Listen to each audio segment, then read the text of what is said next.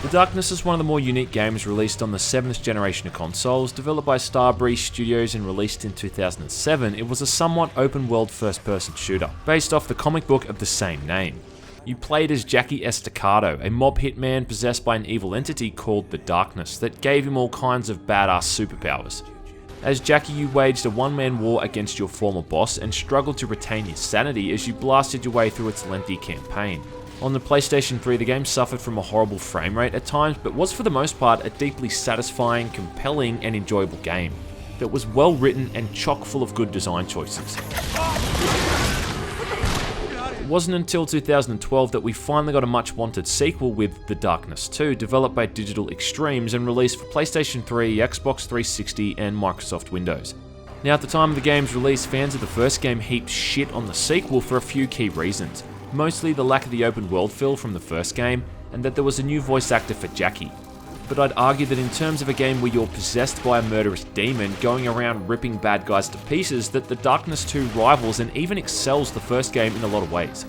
But before we get started, I should mention that if you haven't played the first game, then this review is going to spoil a couple of crucial plot elements, so it's best to stop watching right now. Don't say I didn't warn you. I'm fucking serious. Don't say I didn't warn you. Anyway, the story takes place a couple of years after the events in the first game. Jackie, now seemingly somewhat at peace after avenging Jenny's death, is back to just doing mafia type stuff. And by that I mean hanging out in fancy Italian restaurants with mafia trope characters and having sex with supermodels. After being attacked at one of the aforementioned Italian restaurants, Jackie has no choice but to call on the Darkness to save his life after he's badly injured. Soon turns out the group that attacked him has a particular interest in the Darkness, with Jackie being the key to all of it, and the story eventually explores his relationship with his girlfriend Jenny and delves a bit into the past with his father. As you'd expect, it's a very story-driven game with frequent lengthy cinematics and dialogue between characters. Are you listening to me? Yeah, I got it. It's all written by a guy called Paul Jenkins, who also wrote the previous game, and it's pretty compelling stuff. In terms of the gameplay, it's much more linear than before, and you're never really going too far off the beaten path. During missions, you're just moving down what is essentially one long corridor, killing everything in your way. And in between missions, you interact with side characters at your apartment, learning new tidbits of information as the story progresses. There's no side missions or any of that kind of shit, which is where fans of the original game took umbrage. If you're hoping to go around again exploring the city or the subway stations, well, you're gonna be disappointed. Thankfully, most of the story stuff is pretty damn good and voice acted very well. Jackie's now voiced by Brian Bloom, who also voiced BJ Blazkowicz in the recent Wolfenstein games and also Kane in the Kane and Lynch series.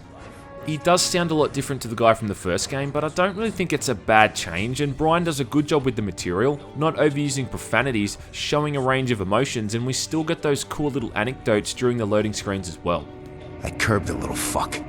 Figured a few months eating through a straw would teach him how to talk to a lady.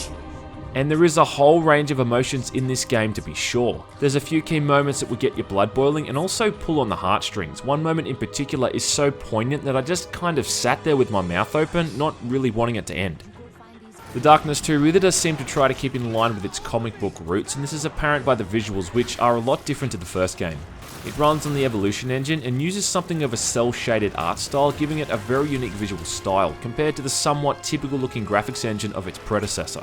Obviously, the game was developed for multiple platforms, which does kind of show with the low resolution of certain textures and the often simplistic modelling of character models and environments. But it does show off some pretty decent lighting effects and everything is animated superbly. It also has great sound effects and a decent soundtrack as well, which really helps to heighten a lot of the game's more pivotal moments. But enough of this sappy stuff, let's talk about the gameplay.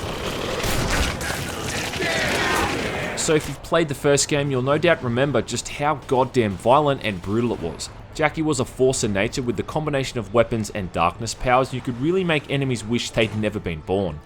I'm happy to say that the Darkness 2 brings back this sense of power and then some. Now what they've really done here is streamline the controls, giving you more abilities and making it even easier and more seamless to use them. Again, the combat is the combination of using ranged weapons like pistols and machine guns, most of which can be dual wielded in unison with Jackie's darkness powers. Almost every ability can now be upgraded through a skill tree, which requires Darkness Essence to purchase, which you earn from killing bad guys as lavishly and creatively as possible. Just how you go about doing this is left entirely up to the player, but you're always given multiple ways to do so. So, you know, you can rip a car door off and use it as a makeshift shield before hurling it at your enemies and cutting them in half. Throw your duckling at an enemy to distract them, or maybe use your tendrils to knock an enemy off their feet before picking them up and executing them with one of 4 brutal finishing moves. One finishing move involves Jackie ripping someone's skull and spinal column all the way out, through their asshole. Damn. Like the prior game, you can shoot out lights and eat hearts to regain health, though there's far less light sources to worry about, and eating hearts is now a much quicker process. Using tendrils is now done with the use of the middle mouse button and offers up a quick and powerful melee attack when you've got nothing else on offer. They have gotten rid of the various darklings you could spawn in from the first game. In this there's just one, and about all you can do is throw him at people, where he'll either distract them or rip their throat out. Black holes now randomly drop from certain enemy corpses as well, which is actually probably not the worst change because these things were incredibly overpowered in the first game. This time around too, the enemies are more varied. In the first game it was mostly just wise guys with guns. Now you're up against an organisation called the Brotherhood, how original, that have studied and researched the darkness, which means they're more equipped to deal with Jackie's powers. So you'll see guys using darkness resistant riot shields and enemies that hold a bright spotlight, weakening you until the light is shot out. Once you've bought a few key upgrades and started to settle into the controls, the combat becomes utter chaos in the best way possible, as you're picking guys up, ripping them in half and murdering a dozen people at once without breaking a sweat. And this is all between those slower moments where the story is progressing or you're engaging in conversations with side characters and learning more about current events. Without spoiling anything, there's a very cool side plot going on where Jackie keeps waking up in this mental asylum. I mean, most people would have spotted the twist coming a mile away, but it's still very well handled. So I guess the biggest complaint I have about this game is the length and its ending. I mean, the game is short, like 5 or 6 hours short, which really sucks. And the ending is a cliffhanger, which isn't a bad thing by itself, but is when you consider that there's no plans for a sequel. I found myself running low on ammo a fair bit as well. I mean, the game really does feel like a run-and-gun shooter, but the amount of ammo they give you often doesn't accommodate this, though this could just be me and my heavy trigger finger.